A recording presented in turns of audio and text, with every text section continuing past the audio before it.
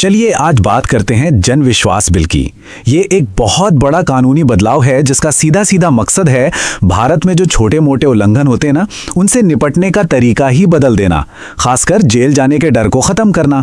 और जैसा कि इसका नाम है जन विश्वास मतलब पब्लिक ट्रस्ट, तो ये कानून डर की जगह विश्वास पर आधारित एक नया सिस्टम बनाने की कोशिश है। तो ये सवाल सीधा उस प्रॉब्लम की जड़ पर चोट करता है जिसे ये बिल सुलझाने की कोशिश कर रहा है। देखिए, हमारे कई कानून इतने पुराने हैं कि उनमें आज भी छोटी छोटी गलतियों के लिए बहुत ही सख्त सजा का प्रावधान है। और बस इसी समस्या का हल निकालने के लिए सरकार लेकर आई है जन विश्वास बिल। तो चलिए इसी ऑफिशियल डॉक्यूमेंट के आधार पर समझते हैं कि आखिर ये कानून काम कैसे करेगा। तो हम इसे कैसे समझेंगे? सबसे पहले देखेंगे कि इस बिल का लक्ष्य क्या है, विश्वास आधारित शासन का मतलब क्या है, फिर सबसे जरूरी बात, कैसे अपराध को सिर्फ जुर्माने में बदला जा रहा है। इसके बाद हम न्याय की नई प्रणाली को देखेंगे और आखिर में इस पूरी कवायद की बड़ी तस्वीर क्या है, इसका हम पर और बिजनेस पर क्या असर पड़ेगा। तो चलिए सबसे पहले ये समझते हैं कि इस इतने बड़े कानूनी बदलाव के पीछे की सोच क्या है, इसका मकसद क्या है। और यहां जो कोटेशन है वो सीधे सीधे बिल के मकसद को बताता है। साफ लिखा है कि इसका लक्ष्य है विश्वास आधारित शासन को बढ़ावा देना, ताकि लोगों के लिए जीना और व्यापार करना दोनों आसान हो सकें। मतलब डर की जगह विश्वास। अच्छा, अब आते हैं इस बिल के सबसे जरूरी बदलाव पे, वो बदलाव जो इसका दिल है, यानी कैसे छोटे अपराधों को अपराध की कैटेगरी से ही बाहर किया जा रहा है। यहां देखिए पहले और बाद का फर्क कितना बड़ा है। यह एक 1871 का कानून है, मवेशी अतिचार अधिनियम। पहले क्या था, अगर किसी ने मवेशियों को जब्त करने का विरोध किया तो 6 महीने तक की जेल हो सकती थी। अब उसी गलती के लिए सिर्फ 5,000 रुपए तक का जुर्माना है। मतलब जेल जाने का डर खत्म। और ये सिर्फ एक कानून की बात नहीं है। ये टेबल दिखाता है कि ये बदलाव कितना व्यापक है।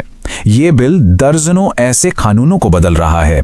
जैसे देखिए, ड्रग्स एंड कॉस्मेटिक्स एक्ट में जहां पहले 1 साल तक की जेल हो सकती थी, वहां अब 1 लाख रुपए का जुर्माना है।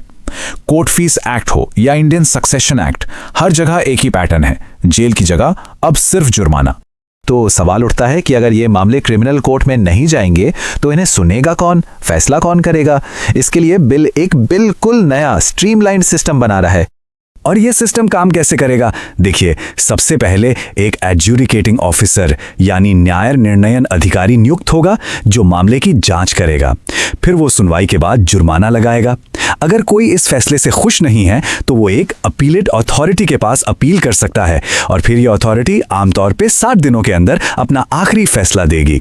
तो पूरा प्रोसेस अदालतों के बोझ से अलग और तेज बनाने की कोशिश है। तो ये जो एजुकेटिंग ऑफिसर है, ये इस पूरे सिस्टम की धुरी है। ये सरकार द्वारा नियुक्त एक अधिकारी होगा जिसके पास सिविल पेनल्टी लगाने का अधिकार होगा। लेकिन ध्यान देने वाली बात यह है कि ये कोई क्रिमिनल कार्रवाई नहीं होगी और इस भूमिका को बनाने का मकसद ही यही है कि फैसले क्रिमिनल ट्रायल के मुकाबले बहुत तेज और फोकस तरीके से हो सके। अच्छा, इस बिल में एक और बहुत दूर की सोची गई है ताकि ये जो नए जुर्माने हैं ये वक्त के साथ पुराने और बेअसर ना हो जाएं। और वो सोच क्या है? बिल के सेक्शन 3 में ये साफ लिखा है कि जितने भी जुर्माने और दंड हैं वो हर 3 साल में अपने आप 10% बढ़ जाएंगे। ये एक तरह का ऑटोमेटिक अपडेट सिस्टम है। इससे क्या होगा कि ये जुर्माने समय के साथ असरदार बने रहेंगे। हर बार महंगाई के हिसाब से कानून बदलने की जरूरत नहीं पड़ेगी। तो चलिए अब इन सारी बातों को जोड़कर देखते हैं और समझते हैं कि जमीनी स्तर पर आम नागरिकों और कारोबारियों के लिए इसका क्या मतलब है। तो कुल मिलाकर इसका सबसे बड़ा फायदा है डर में कमी। मतलब बिजनेस में या किसी प्रक्रिया में होने वाली छोटी मोटी अनजाने में हुई गलतियों के लिए जेल जाने का डर खत्म हो जाएगा। मामले अदालतों के बजाय एक अलग सिस्टम में सुलझेंगे। तो उम्मीद है कि समाधान भी तेज होगा। यह सरकार की सोच में भी एक बदलाव का संकेत है। सजा देने के बजाय विश्वास करने पर जोर। और हाँ, इससे हमारी अदालतों पर जो भारी बोझ है वो भी कम होगा।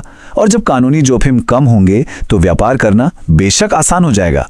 तो आखिर में ये एक बड़ा सवाल छोड़ जाता है, क्या जेल के डर की जगह जुर्माने की निश्चितता लाना एक बेहतर, ज्यादा भरोसेमंद समाज बनाता है, या फिर ये बस व्यापार करने की एक नई कीमत बनकर रह जाएगा? ये एक ऐसा सवाल है जो विश्वास, सजा और तरक्की के बीच एक सही संतुलन खोजने की बात करता है।